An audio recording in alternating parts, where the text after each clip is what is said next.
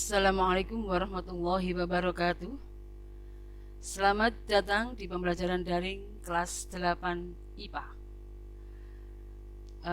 Anak-anak, sebelum kita mulai pembelajaran ini, marilah kita berdoa terlebih dahulu. Oke, berdoa dipersilahkan. Oke, kali ini kita akan membahas materi tentang gaya. Oke, ini adalah kompetensi dasarnya yang akan kita pelajari. Kemudian indikatornya, ya. Lanjutnya adalah tujuan pembelajaran. Ini yang harus dipahami. Selanjutnya, apa sih gaya itu? Ya. Untuk memahami pengertian gaya, coba kalian dorong bukumu di atas meja. Ternyata buku itu bergerak atau berpindah tempat. Ambillah sebuah pegas dari dalam bolpoinmu. Tariklah kedua ujungnya dengan kedua tanganmu. Tarikanmu mengubah pegas menjadi panjang. Ya. Dari dua hal tersebut, maka tarikan atau dorongan itulah yang disebut dengan gaya. Jadi, gaya adalah tarikan atau dorongan.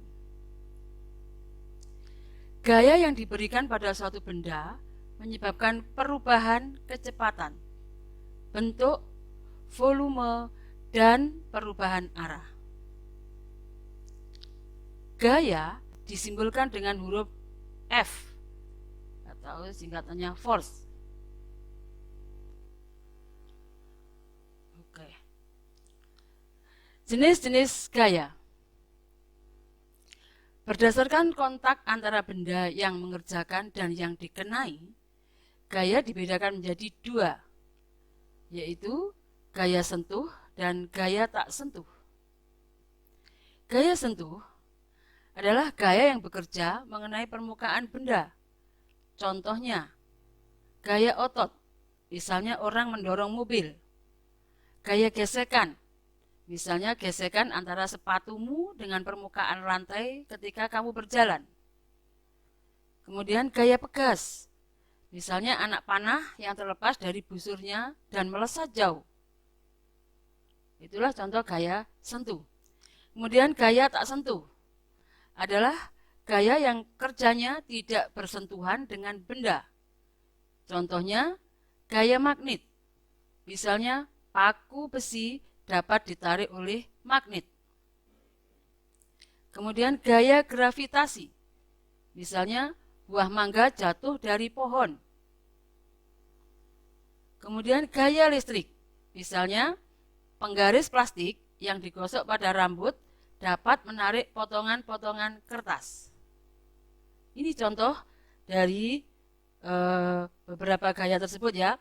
Ada gaya pegas, kemudian ada gaya magnet, ada gaya gesek, ya, ini antara lemari dengan lantai.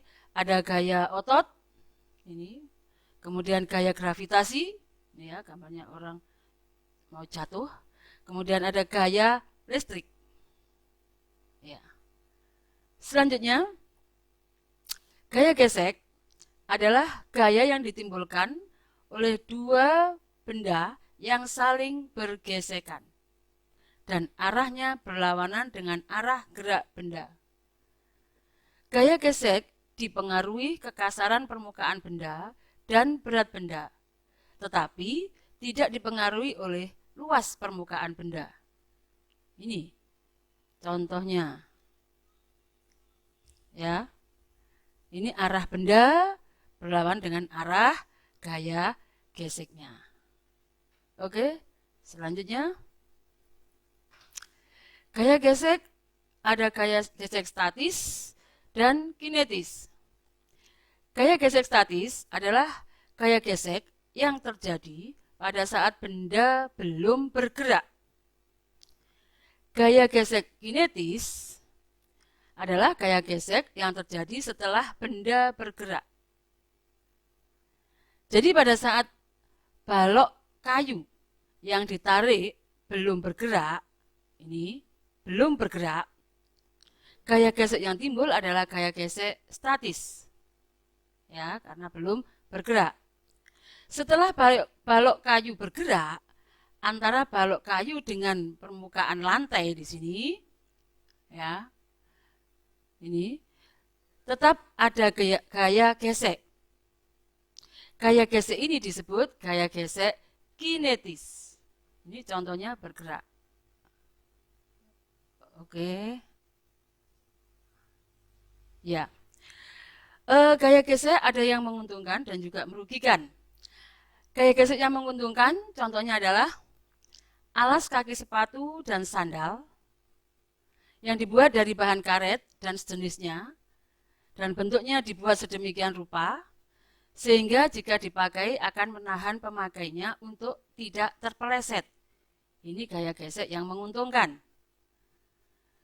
Ban mobil, ban sepeda, dan juga ban motor dibuat dari karet dan bentuknya didesain sedemikian rupa sehingga ada gerigi-geriginya, sehingga akan memperbesar gaya gesek antara ban dengan jalan raya yang juga didesain kasar. Ya, jika jalan rayanya itu licin, maka mobil bisa tergelincir karena tidak ada gaya gesek. Ini yang menguntungkan. Terus gaya gesek yang merugikan, gaya gesek ini harus dihilangkan. Ya, contohnya adalah gear roda dan rantai pada sepeda motor yang sering bergesekan akan aus atau rusak jika lama-lama dipakai. Usaha untuk mengurangi gesekan ini biasanya dapat dilakukan dengan memberikan oli sebagai pelumasnya agar tidak mudah aus atau rusak.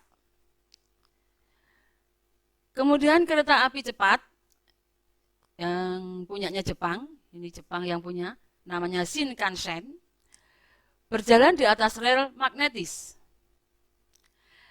Rel model ini dibuat dengan tujuan untuk menghilangkan gaya gesek antara kereta dengan rel, maksudnya sehingga kereta bisa berjalan lebih cepat. Oke, kita lanjutkan untuk mengukur gaya. Untuk dapat mengetahui besar gaya yang diberikan, diperlukan suatu alat ukur. Alat ukur gaya yang paling sederhana dan dapat mengukur secara langsung adalah neraca pegas atau dinamometer. Ini gambarnya neraca pegas bermacam-macam. Satuan gaya yaitu Newton yang biasanya dilambangkan dengan huruf N besar. 1 Newton artinya besar gaya yang diberikan kepada benda bermasa 1 kilogram sehingga benda bergerak dengan percepatan 1 meter per detik kuadrat. Ya. Kemudian resultan gaya. Dengan memperhatikan gaya sebagai besaran yang memiliki arah, besarnya resultan gaya sama dengan jumlah aljabar gaya-gaya tersebut. Dan secara matematis dirumuskan R itu adalah resultan sama dengan sigma F. Sigma F ya. Sama dengan F1 plus F2 plus F3 plus F4 dan seterusnya. Ya. Demikian yang bisa saya sampaikan. Terima kasih atas perhatiannya, mudah-mudahan bermanfaat. Assalamualaikum warahmatullahi wabarakatuh.